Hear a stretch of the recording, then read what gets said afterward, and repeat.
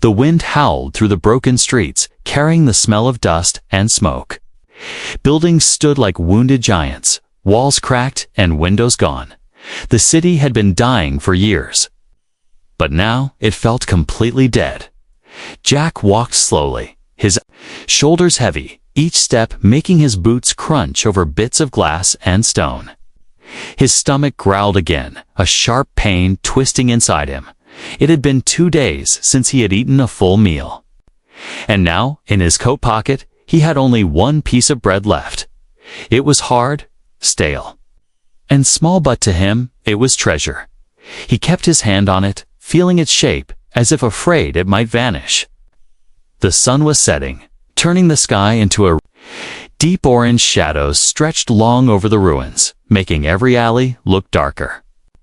Jack's mind kept thinking about a safe place to rest for the night. Somewhere quiet, somewhere away from the gangs and scavengers. But then, through the silence, he heard it. A sound so soft that for a moment he thought he imagined it. It was crying, not the cry of a grown person, but the thin, weak sound of a child. He stopped, listening. It came again, muffled, shaky, coming from behind a half-collapsed wall.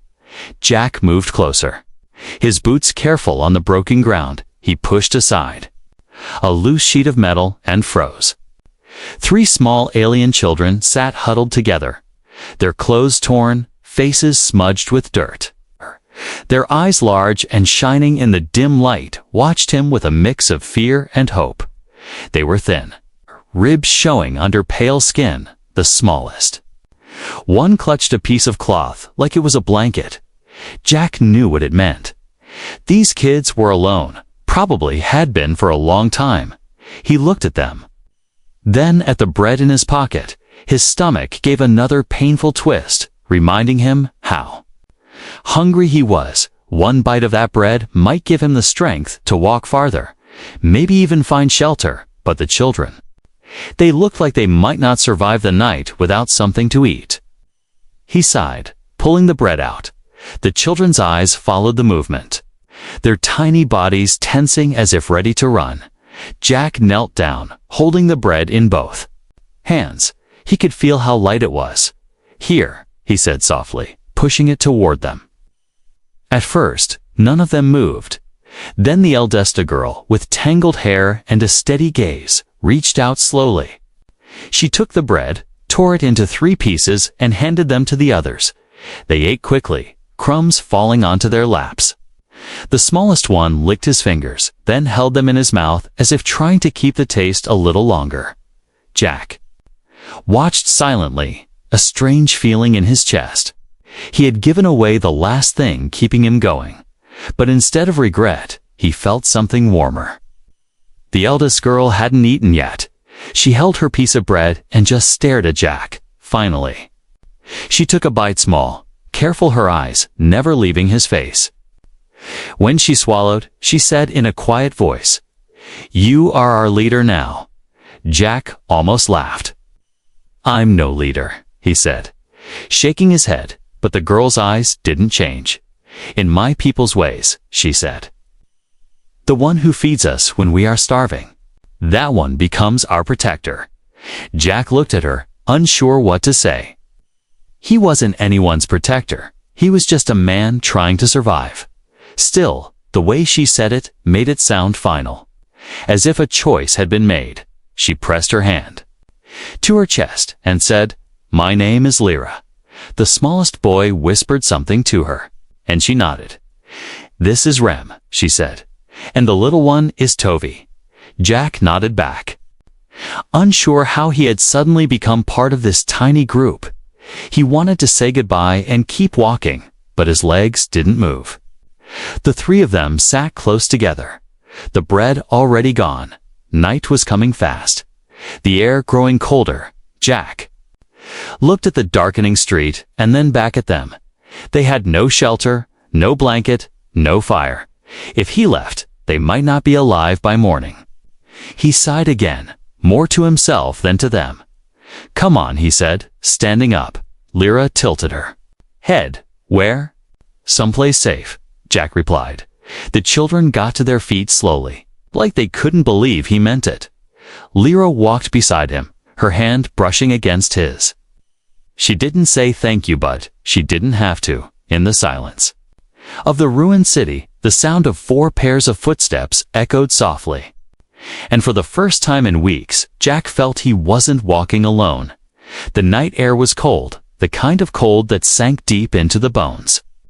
Jack led the children through the broken streets, his eyes scanning for danger. He didn't know why he was doing this. He could have left them behind and kept moving, but every time he looked at their thin shapes following him, his feet refused to turn away. They came to a small building that still had most of its roof. The door was gone, but the walls were solid enough to block the wind inside. The floor was dusty and littered with scraps of old furniture. Jack motioned for them to sit. The smallest boy, Tovi, curled up in a corner. Pulling his knees to his chest, Rem, the middle child, sat beside him. Watching Jack with wide eyes, Lyra remained standing, her gaze fixed on him as if she were measuring every move he made. Jack crouched down, pulling his coat tighter around him. The hunger inside him was stronger now that the bread was gone. His stomach twisted, but he pushed the feeling away. He'd made his choice. He'd given it to them. The children needed it more than he did. Lyra finally stepped forward. "You are our leader now," she repeated, her voice steady this time. Jack let out a short laugh, though it had no humor in it. "I'm not a leader," he said. "I'm just trying to survive." Lyra shook her head, her tangled hair swaying. "In our ways, the one who gives food when there is none becomes leader. Protector, guide," she said slowly, as if teaching him something important. "It is not a choice, you have already done it." Jack frowned, leaning back against the wall. He wanted to tell her she was wrong, that he couldn't lead anyone. He was barely keeping himself alive, but there was something in her eyes, something firm, unshakable. This wasn't just a title for her. It was a promise, and she believed in it. She believed in him. "Why me?" he asked quietly. "There must be others." Lyra glanced at her brothers, then back at him. "There were others," she said. "They took what little we had. They hurt us. They left us." Her voice didn't shake, but her eyes darkened. "You gave your food when you had almost nothing," she continued. "That is how we know." Jack didn't reply. He didn't know what to say to that. The truth was, he hadn't thought about it. He just saw hungry kids and couldn't walk away. But to her, that meant everything. The wind howled outside, making the broken windows rattle. Rem and Tovi had already fallen asleep, their small bodies pressed together. For warmth, Lyra sat down at last, her back straight, still watching him. "You will take us with you," she said, not as a question, but as a statement. Jack raised an eyebrow. "And if I don't?" Lyra didn't blink. "Then we will follow." He almost smiled at the stubbornness in her voice. But the idea of traveling with 3 children made his chest feel heavy. More mouths to feed, more danger if they were caught by scavengers or gangs. And yet, more reason to keep moving, more reason to fight. "You don't even know me," he said finally. "I know enough," she replied simply. "In our old village, there was a story," she began, her voice softer now. "It was about a hunter who gave the last of his catch to a starving child." Jack listened as she spoke. "In the story, that hunter became a leader.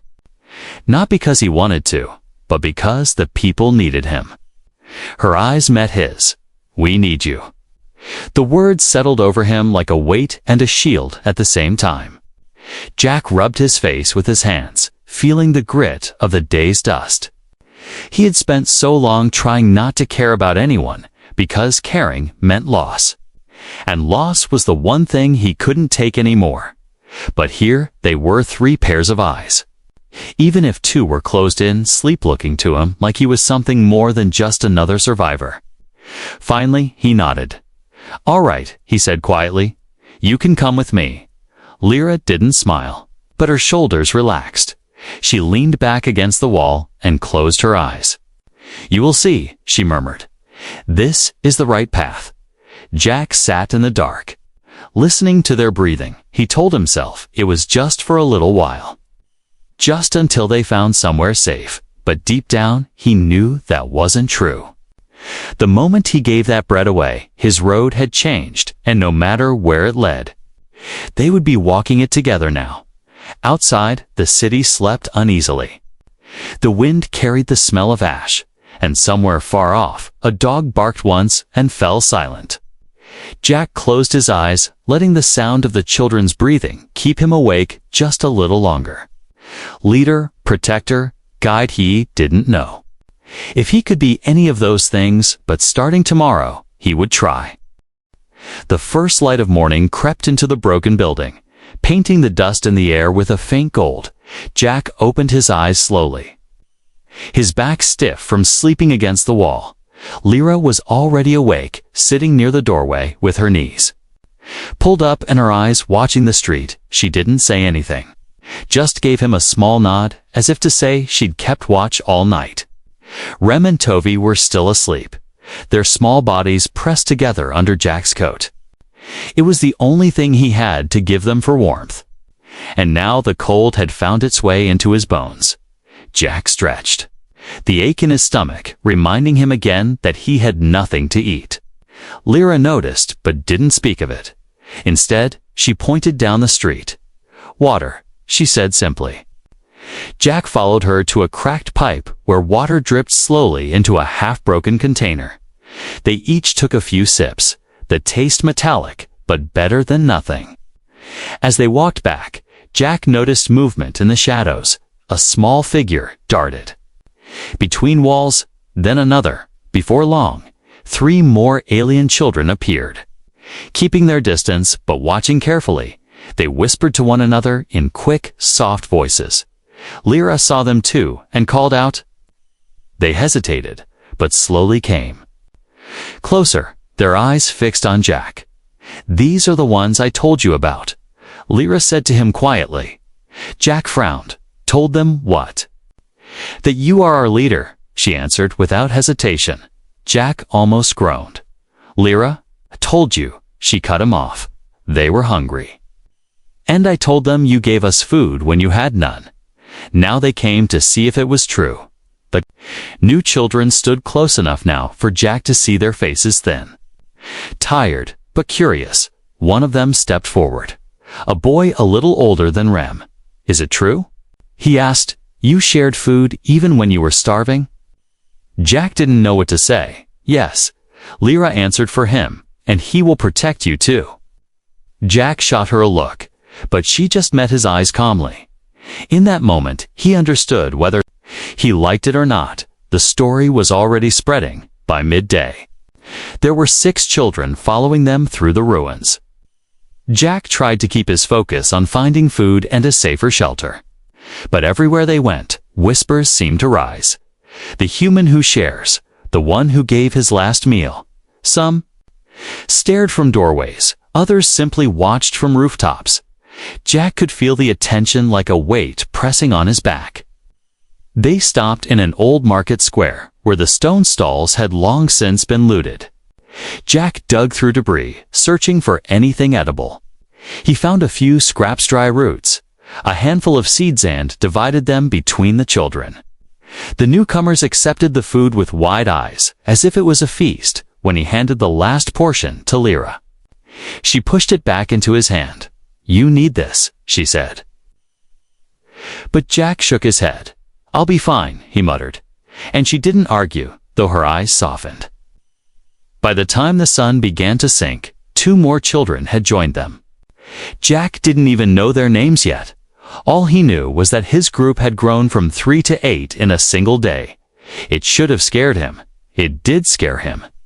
More people meant more mouths to feed, more danger, more noise when trying to stay hidden. But when he saw the way they huddled together, moving as a group, it reminded him of something he hadn't felt in years. Purpose. That night, they found shelter in the shell of an old school. The roof was mostly gone, but the walls stood strong. Jack built a small fire in the corner, careful to keep the light hidden from the outside. The children sat close, the heat pulling sighs of relief from their lips. Some whispered quietly. Others simply stared into the flames. Jack listened to the sound of their breathing and realized something. He wasn't just carrying his own survival anymore. He was carrying theirs too. Lyra sat beside him, her hands open toward the fire. "They will tell others," she said calmly. "I know," Jack replied. "More will come." She added, "I know." He said again. She turned to face him fully. "Will you turn them away?" Jack hesitated, his eyes fixed on the flames. He wanted to say yes, to protect himself from the weight of it all. But when he looked at the faces around the fire, he knew the truth. "No," he said finally, "I won't." Lyra nodded, satisfied. "You are beginning to understand," she said. Jack gave a tired smile. "What am I understanding?" "That you are already a leader," she replied. He didn't answer. He just leaned back against the wall, watching the firelight dance across their faces. The city outside was still broken, still dangerous, but here, in this moment, there was warmth, and maybe, just maybe, there was hope. The morning started quiet, too quiet for Jack's liking. The ruins were often silent. But this silence felt different. It was the kind that came before trouble. The children moved slowly, rubbing sleep from their eyes as they gathered near the fire's dying embers. Jack looked over them, counting, making sure all 8 were still there. Lyra met his eyes and gave a slight nod, but there was tension in her face. She felt it too. They set out early, heading toward a part of the city Jack hadn't searched. Yet, the streets there were narrower, with tall broken walls on each side. Jack didn't like it. Too many blind corners, too many shadows. Still, food was getting harder to find, and he had no choice but to take the risk as they passed a burned-out vehicle. A voice called from ahead. "Well, well. Look what we have here." Jack froze, motioning for the children to stay behind him. From around the corner stepped 3 alien scavengers. They were bigger, older, and each one carried something sharp, scrap metal fashioned into blades. Their clothes were layered with stolen armor, and their eyes were fixed on Jack's group. The one in front grinned, showing broken teeth. "You've been making friends," he said, his voice dripping with mockery. Jack said nothing, his hand tightening. Around a piece of metal pipe he'd been carrying, the scavenger tilted his head. "You've also been finding food, and we're here to collect it." Jack stepped forward just enough to block the children from view. "I don't have anything," he said evenly. The scavenger laughed. "You don't have anything because you've been giving it to them." He nodded toward the group huddled behind Jack. "That makes you a fool, and an easy target." Lyra's hand found the edge of Jack's coat, holding on tightly. He could feel her trembling, but her voice was steady when she whispered, "Don't give them anything." Jack's eyes flicked to the scavengers again. He knew if he gave them food now, they wouldn't stop. They'd come back, and next time, they might take more than food. The lead scavenger took a step closer. "Last chance," he said. "Hand over whatever you've got, or we'll take it from you." Jack's grip tightened on the pipe. "Not happening," he said. The scavenger's grin widened. "Then we'll do this the hard way." One of them lunged forward, swinging his blade. Jack sidestepped and slammed the pipe into his side. The man staggered back, growling in pain. The second scavenger moved in, but Jack swung again, forcing him to retreat. The fight wasn't clean, it was desperate. Jack wasn't a trained fighter, but hunger and fear made him fast. Behind him, the children stayed huddled together. Lyra kept them back, her eyes never leaving Jack. The third scavenger tried to circle around, heading toward the group. Jack saw him and felt a surge of panic. Without thinking, he threw the pipe, hitting the man's shoulder. It wasn't enough to knock him down, but it slowed him. "Run!" Jack shouted. The children hesitated, but Lyra grabbed Rem's hand and pulled him. They darted into a narrow alley, Tovi and the others following close. Jack turned to block the scavengers from chasing. One of them swung at him again.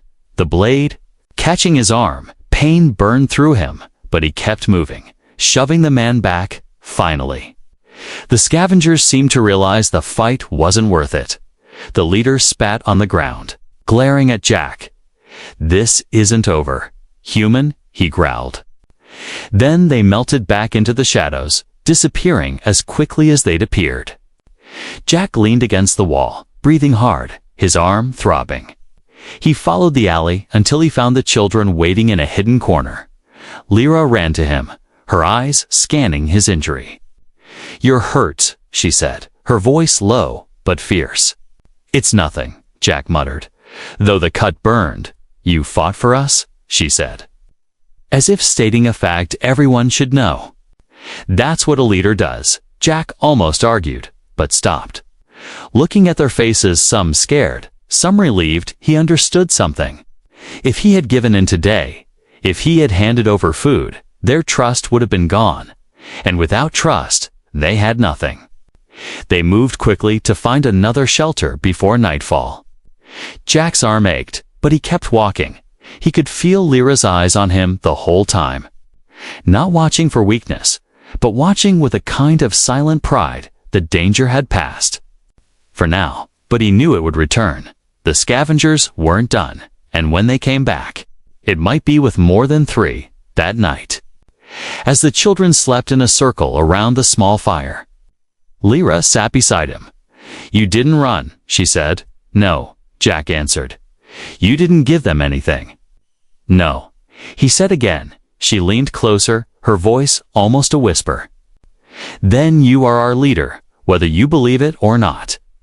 Jack didn't reply. The fire crackled softly, and outside, the wind carried the scent of danger still lingering in the streets.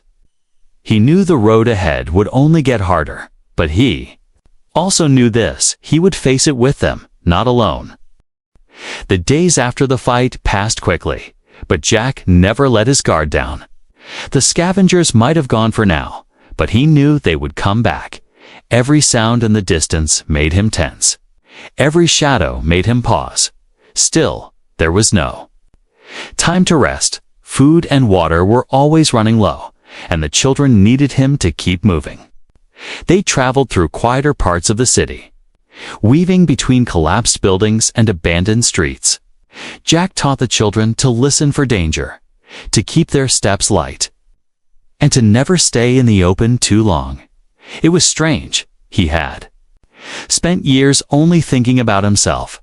Now he was thinking for all of them. Every choice he made could mean the difference between safety and disaster. One morning, he found a broken water tank that still had some left inside. Jack climbed up, tied an old container to a rope, and lowered it in. When he pulled it back up, the water inside was cloudy but drinkable. The children drank in turns, each one careful not to spill a drop. Lyra watched them with a look of quiet satisfaction. "This is why they follow you," she said. Jack shook his head. "They follow because there's no one else." Lyra didn't answer, but he could see she disagreed.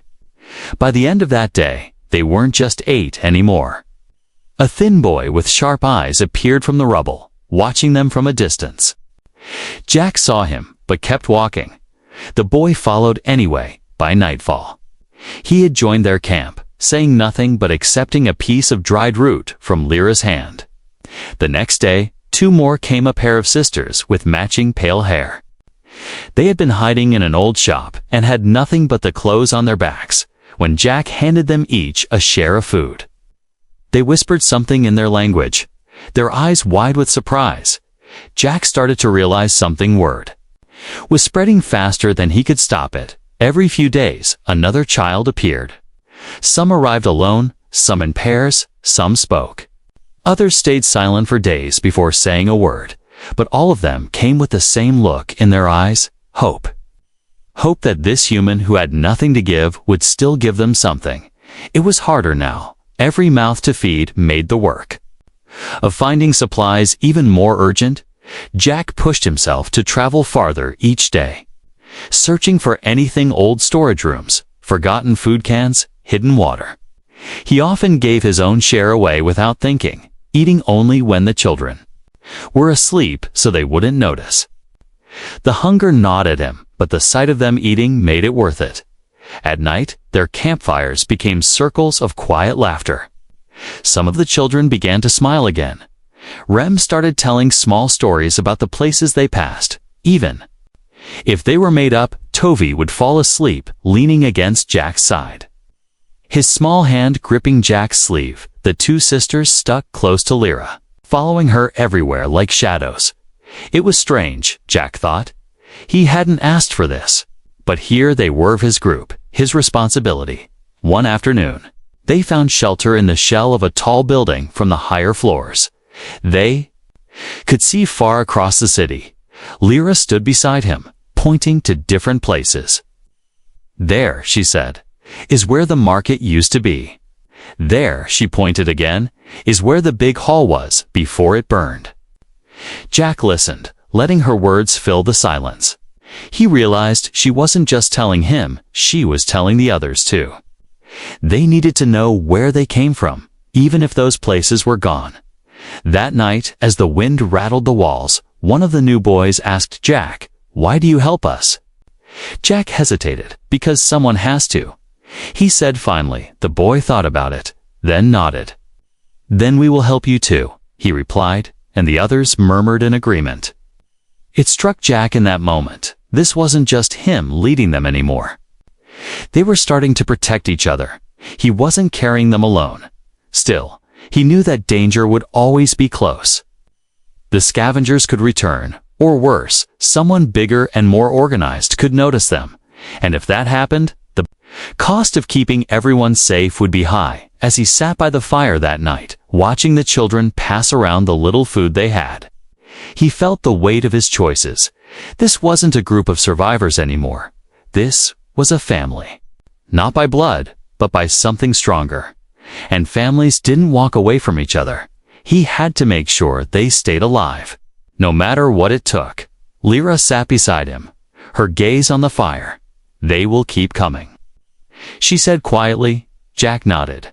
"I know." Her eyes turned toward him. "And you will take them in." Jack didn't answer right away. Finally, he said, "If I can," but deep down, he knew the truth. He wouldn't be able to say no.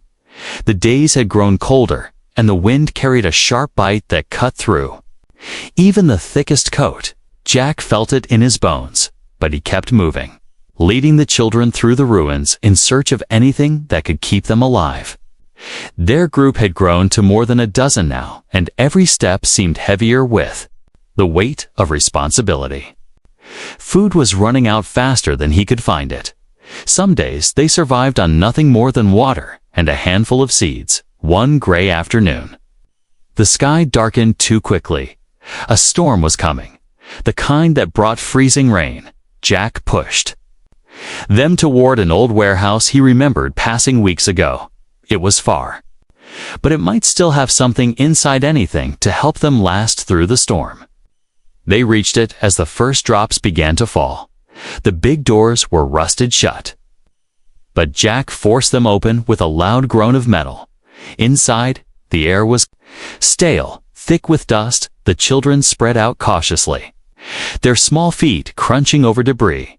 Jack moved deeper in, his eyes adjusting to the dim light. That's when he saw it. In the far corner behind a collapsed shelf, there were crates, stacked 3 high.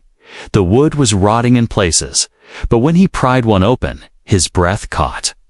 Inside were sealed packages of food grain bars, dried fruit, even small tins of preserved meat, enough to feed him for weeks. Maybe even longer if he rationed carefully. He stared at the crates, his hands trembling. The thought came fast and sharp: if he took what he could carry and left now, he could survive. No more scraping for scraps, no more endless hunger. No more risk of being slowed down by children who couldn't fight or run fast enough. He closed his eyes for a moment, trying to push the thought away. But it stayed. The sound of rain on the roof grew louder, like it was pressing for an answer. Behind him, he heard Lyra's voice. "What did you find?" Jack turned slowly, blocking the view with his body. "Nothing yet," he said. But the words tasted bitter. She stepped closer, her eyes narrowing. "You're lying," she said softly. Jack looked away, his chest tight. The children were gathering. Near the door, shivering from the cold, they had no idea what was hidden in the back of the warehouse. Jack could walk away right now, just slip out, take enough food for himself, and disappear into the storm. They might survive a few more days without him, or they might not. He told himself it wasn't his fault if they couldn't. But then Toby coughed. A weak, rasping sound. Jack's eyes went to the smallest boy, his thin arms wrapped around himself. The thought of leaving him, of leaving any of them, twisted like a knife in Jack's stomach. They had no one else, just him, and if he walked away now, he'd be no different from the scavengers who took what they wanted and left others to die. Lyra stepped beside him, her voice low so the others wouldn't hear.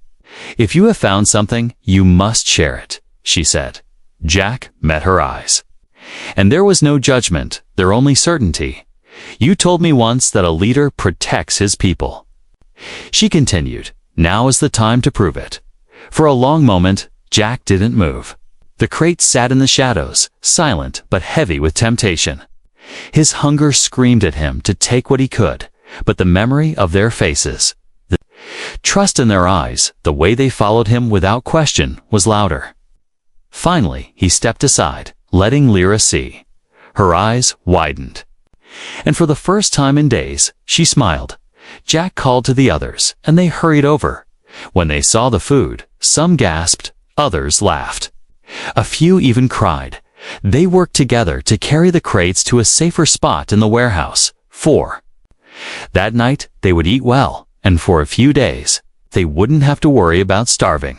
As the storm raged outside, they sat in a circle.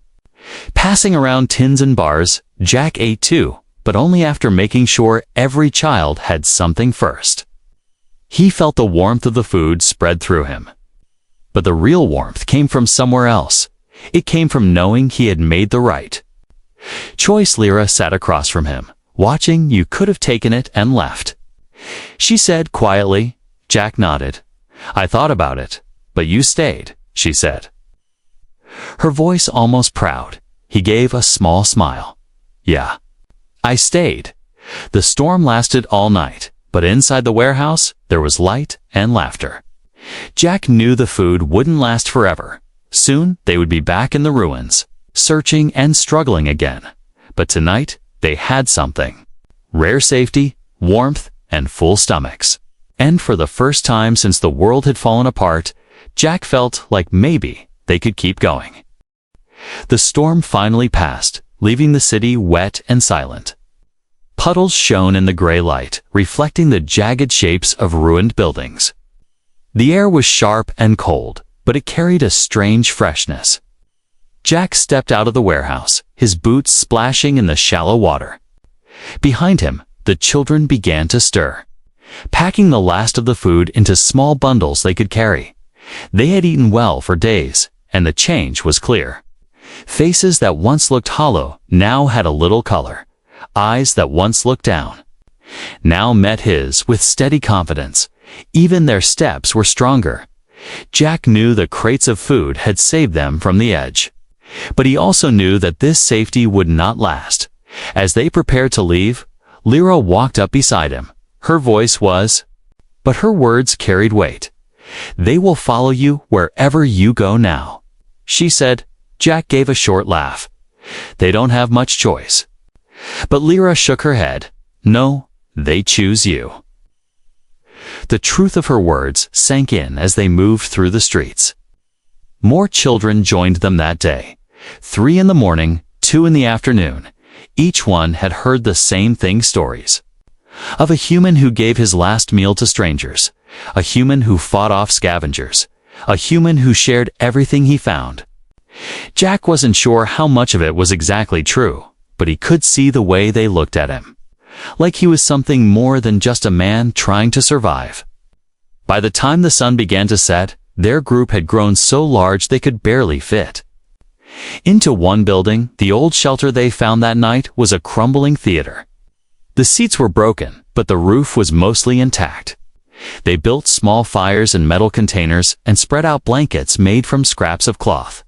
Jack sat near the front of the stage, watching them settle in. It was almost peaceful.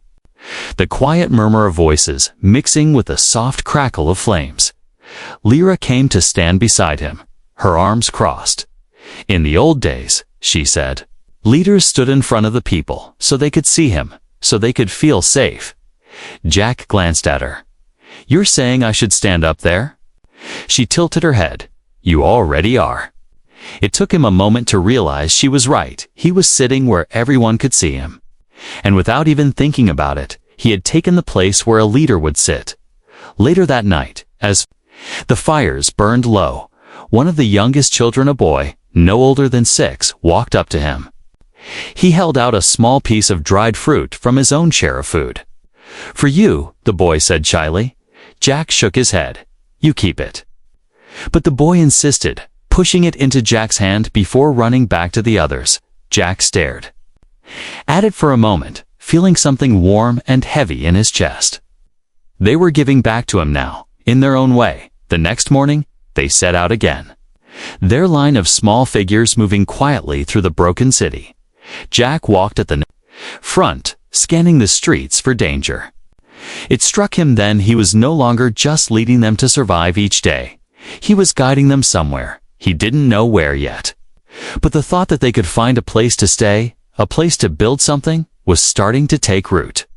In his mind, when they reached the edge of the old market square, Jack stopped. He turned to face the group.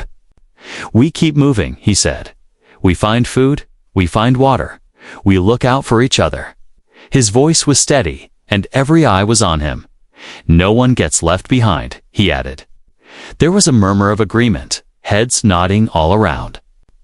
Lyra stepped forward, speaking loudly so all could hear.